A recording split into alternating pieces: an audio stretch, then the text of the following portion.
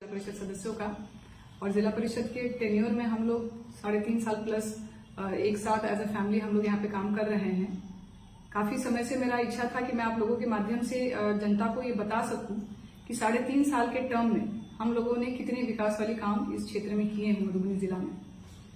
अगर हम एवरेजली बोले तो हम लोगों ने 700 प्लस स्कीम्स 15th फाइनेंस के माध्यम से इम्प्लीमेंट किए हैं। 700 स्कीम्स में अगर आप देखिएगा तो आपके यात्री शेड और शब्दागृह ये 140 प्लस हैं, आपके रोड प्लस नाला 200 प्लस हैं, घाट 150 अप्रोक्सीमेटली हम लोगों ने कंस्ट्रक्ट किए हैं। हम लोगों ने रोड्स जो खस्टम और पंचम के माध्यम से किए हैं वो 1600 के आसपास किए हैं। तो टोटल आप देखिएगा तो 650-700 स्कीम्स आपकी हैं 15th फाइनेंस की और आपकी 1600 स्कीम्स हैं खस्टम और पंचम के माध्यम से। जिला परिषद को हमेशा ये ध्यान में रहता है मेंबर्स को कि जल्द से जल्द जैसे ही फंड आता है पेपर वर्क करके हम एग्रीमेंट करके धरातल पे काम करना शुरू करें, गुणवत्ता से काम करें, ग्रामीणों के बीच सेटिस्फैक्शन रहे। और उसी उद्देश्य से हम लोग 3.5 साल से निरंतर काम कर रहे हैं। और टोटल आप देखिए तो हम लोगों का 15th फाइनेंस से अभी तक 50 CR का काम हुआ है और 5th और 6th फाइनेंस से हम लोग 30 CR का काम कर चुके हैं। इसके अलावा हम लोगों ने 2 मैरिज हॉल, एक आपका बाहुबली में, एक आपका मदनेश्वर स्थान अंधाठारी में और 2 बस स्टैंड, एक मदेपुर में और एक झंझारपुर में, जो 1 करोड़ के आसपास की एक स्कीम है लागत। इस स्कीम को हम लोगों ने सैंक्शन किया है, काम प्रगति पे है और मुझे लगता है 15 अगस्त तक वो काम सब हैंडओवर भी हो जाएगा। इसके अलावा जिला परिषद के कैंपस में ही आप देख सकते हैं जो पुराना डाक बंगला है, इसको हम लोग ऑडिटोरियम में कन्वर्ट कर रहे हैं, क्योंकि ये पूरे कलेक्ट्रेट रोड पे मधुबनी टाउन में अगर 200-250 लोगों की सिटिंग कैपेसिटी का कोई हॉल की रिक्वायरमेंट आ जाए तो यहाँ पे बिल्कुल नहीं है। हम लोगों को या तो मिथिला चित्रकला संस्था जाना होता है या हाल फिलहाल में एक मीटिंग रूम बना है जहाँ पे CM साहब भी आए थे, मिथिला हाट जाना होता है।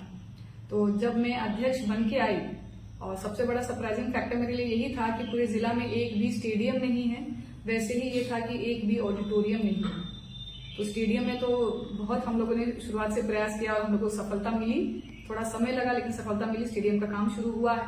बट ऑडिटोरियम का टेंडर की प्रक्रिया में है। शिलान्यास अगस्त 15 से पहले मेरा टारगेट है, उसको हम फॉर श्योर शिलान्यास कर लेंगे और आप देखिएगा एक भव्य अच्छा 250 सीटिंग कैपेसिटी का ऑडिटोरियम जिला परिषद के कैंपस में ही बहुत जल्द ही निर्माण कर दिया जाएगा।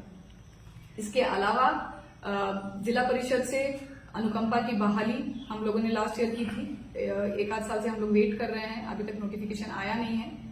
परिचारी लोगों को हम लोगों ने नियुक्ति पत्र दिया है, अनुकंपा से बहाली की है। टीचर्स के ट्रांसफर्स हम लोगों ने बल्क में जो जिला परिषद के शिक्षक हैं उनको किए हैं। और इसके अलावा जो भी रूटीन फाइल्स हैं हम लोगों की, इस पे हम लोग काम कर रहे हैं। ज्यादा फोकस हम लोग करते हैं सैनिटाइजेशन पे।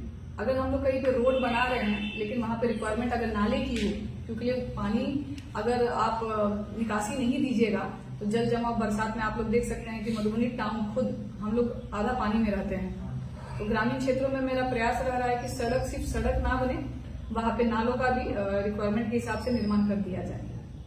ये एक अच्छा 15th फाइनेंस का स्कीम आया है शब्दागृह का, जिसको आप लोग कब्रिस्तान भी कह सकते हैं।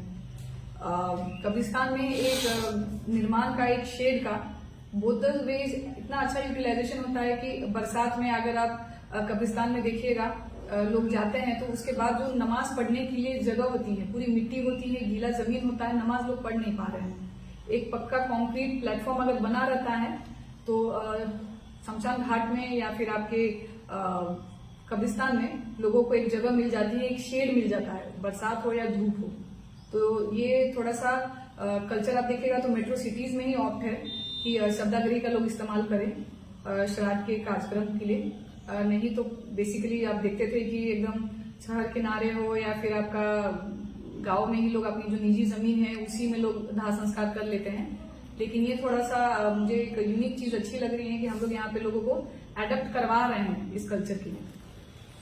इसके अलावा 24-25 का बहुत फंड बल्क में आया हुआ है, उस फंड को हम लोग यूटिलाइज कर रहे हैं। बरसात से पहले हम लोग कोशिश कर रहे हैं कि 7 करोड़ का घाट का निर्माण, लगभग 80 से 90 स्कीम्स हैं, जिसमें आज मॉर्निंग में जो मुझे अपडेट मिला है 40 स्कीम का सैंक्शन भी हो गया, एग्रीमेंट भी हो गया है।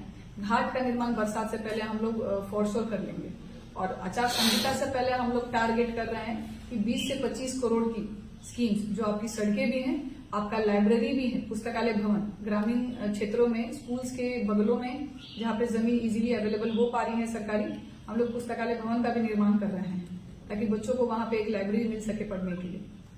तो अपकमिंग हम लोगों का यही फोकस और यही टारगेट है।